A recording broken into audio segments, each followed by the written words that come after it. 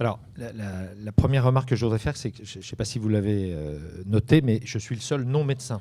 Mais vous êtes un spécialiste de santé et de moi, travail. je suis spécialiste de santé au travail. Comme quoi, je suis journaliste. On n'est pas sectaire. Voilà, tout à fait. Mais ça illustre aussi peut-être la conception que, et je trouve qu'elle se rapporte bien à l'Europe et à tout ce qui vient de se dire jusqu'à présent, avec lequel j'ai plutôt des accords, c'est le fait que la santé n'est pas réductible à la question de l'accès aux soins et aux soins eux-mêmes. Et que précisément, je pense que les Européens, ils attendent davantage de protection de l'Europe, mais précisément sur des questions qui relèvent de la compétence européenne, c'est principalement la prévention.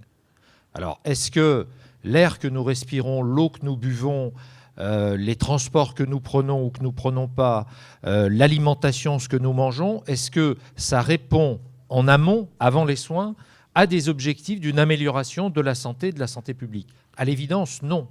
Et à l'évidence, si vous regardez la dernière mandature, les 5 ans ont été maillés d'un certain nombre de scandales de santé publique, l'affaire du glyphosate, mais récemment encore, on vient de découvrir, grâce à une ONG qui s'appelle PAN, qui a exigé devant les tribunaux qu'un certain nombre de choses soient mises sur la place publique, notamment sur les études concernant les pesticides, et qu'il l'a obtenu. Et on voit des scandales arriver sur le fait que la Commission européenne a totalement négligé ou pas pris en compte la dangerosité d'un certain nombre de produits pour les autoriser pour la mise sur le marché, qu'il s'agisse de pesticides ou d'autres, qu'il s'agisse par exemple de perturbateurs endocriniens. Alors, qu'est-ce que vous pouvez faire? Qu'est-ce qui est le plus important pour vous? Je pense que précisément le Parlement peut contrôler un certain nombre de choses et exiger davantage de transparence. Moi, c'est ça les maîtres mots, si je devais dire.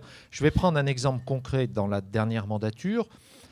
Finalement, il y a eu une directive autour des cancers professionnels, qui est un sujet évidemment qui m'intéresse au plus haut point. Cette directive, elle était vraiment faite à minima par la Commission et par le Conseil.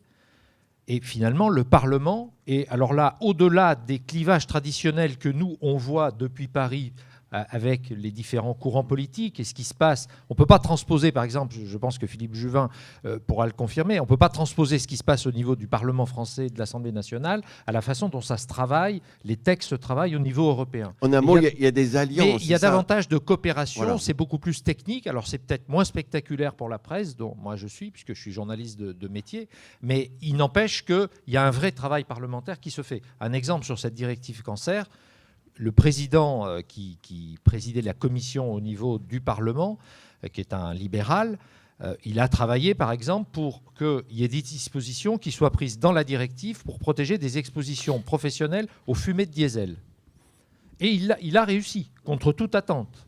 Même les Verts n'y croyaient pas. Donc c'est plus souple, mobile au niveau du Parlement européen. On arrive à faire des choses au niveau du Parlement européen, avec des justement alliances, dans ces questions, sur ces questions de prévention. Et donc, en matière, tout ce que j'ai signalé, que ce soit sur les expositions professionnelles, mais sur l'alimentation, sur l'eau, sur l'air, il y a évidemment un champ énorme de choses à faire, au-delà des budgets de la Commission, et qui permettent d'avoir une vraie régulation et une vraie intervention européenne en amont pour protéger les gens. Oui. Protéger les citoyens.